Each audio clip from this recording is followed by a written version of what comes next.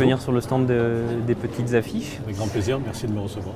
Et je vous en prie. Je souhaitais vous interroger sur, comme ce salon s'appelle le salon des communes et des intercommunalités, je souhaitais savoir si ça a changé pour les services de la préfecture de travailler avec une intercommunalité plutôt qu'avec une commune.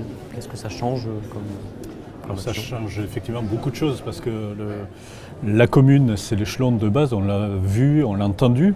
Les nombreux intervenants l'ont rappelé tout au long de ce congrès. La commune, c'est l'échelon de base, celui auquel les citoyens se réfèrent le plus volontiers. Et l'intercommunalité est là justement pour renforcer l'échelon communal. On parle d'ailleurs de bloc communal. Parce qu'il y a la commune effectivement qui est la base de l'organisation avec son maire, et puis l'intercommunalité qui est venue là depuis une trentaine d'années pour renforcer justement les pouvoirs des maires, faire en sorte que certains services, certaines compétences des communes puissent être assurées de manière commune justement par plusieurs municipalités et ainsi renforcer le service aux populations.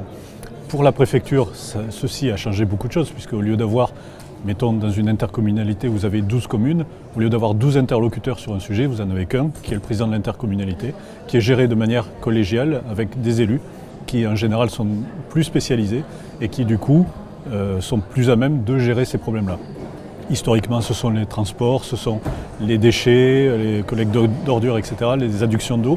Aujourd'hui, on est sur des compétences plus larges avec des communautés plus importantes qui sont aujourd'hui de véritables...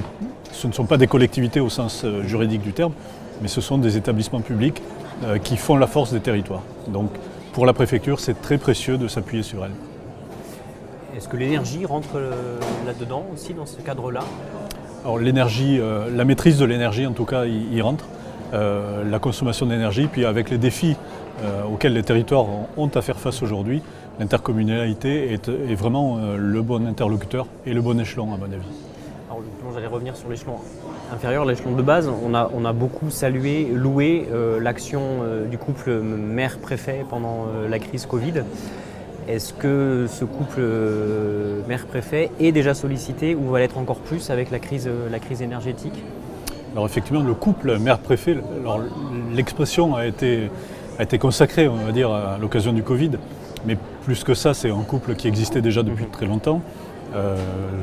J'ose pas dire que l'union a été officialisée en temps de crise, mais c'est quasiment ça. Et donc le temps de crise, on le connaît encore aujourd'hui avec la crise énergétique notamment. Et donc c'est un couple qui a, un peu comme dans un couple où ce sont deux personnes qui finalement ont leur personnalité, apportent quelque chose à autre chose qui s'appelle un couple. À deux, on est toujours plus fort.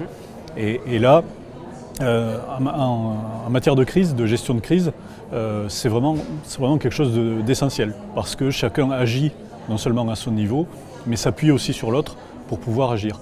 Je veux comme exemple, par exemple, un préfet qui, à l'échelle d'un département, va prendre un arrêté préfectoral pour réglementer telle ou telle chose. Alors, pendant la crise Covid, c'était, vous vous souvenez, le port du masque ou voilà, les périmètres dans lesquels le masque devait être porté. Tout ça se faisait le plus possible en bonne intelligence avec les maires qui sont les meilleurs connaisseurs de leur territoire. Et c'est là-dessus que le préfet peut s'appuyer justement pour prendre les meilleurs arrêtés possibles et faire en sorte que les décisions qu'il prend puissent atteindre leur objectif et puissent être au service de la population, puisque c'est un couple qui avant tout est au service de la population et de nos concitoyens. Une dernière question, parce que ce sont les 150 ans de notre journal qui a été fondé en 1872. Quel est selon vous le rôle d'un journal local ? Écoutez, d'abord bon anniversaire. Merci. Parce que 150 ans, tous les organes de presse n'ont pas traversé le siècle et demi, donc bravo. Moi je dois vous faire une confession, c'est que j'ai un petit casier devant mon bureau et quand je vois que les petites affiches sont dans le casier, en général je laisse les parapheurs, je prends les petites affiches et puis je le regarde, je lis, il y a beaucoup de choses. Là aussi je pense que non seulement les élus, mais aussi les services de l'État s'appuient beaucoup sur les journaux locaux. Et en particulier, j'allais dire plus sur les journaux locaux même que sur la presse nationale. On a parlé de crise du papier, du journal papier. Ça touche peut-être les grands titres nationaux, encore une fois, mais les journaux locaux, non seulement ont leur place, mais ont leur utilité, mais c'est beaucoup plus que ça.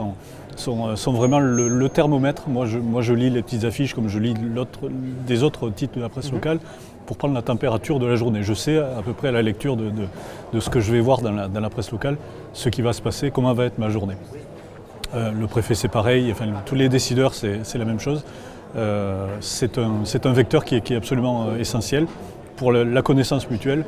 Je dis mutuelle parce que ça nous permet à nous d'avoir aussi un pouls de la population, avec plein d'autres signaux plus ou moins faibles, mais ça nous permet nous aussi de nous appuyer pour diffuser de l'information et pour atteindre justement au plus près les territoires et les concitoyens. Donc c'est un lien à mon avis qui est essentiel.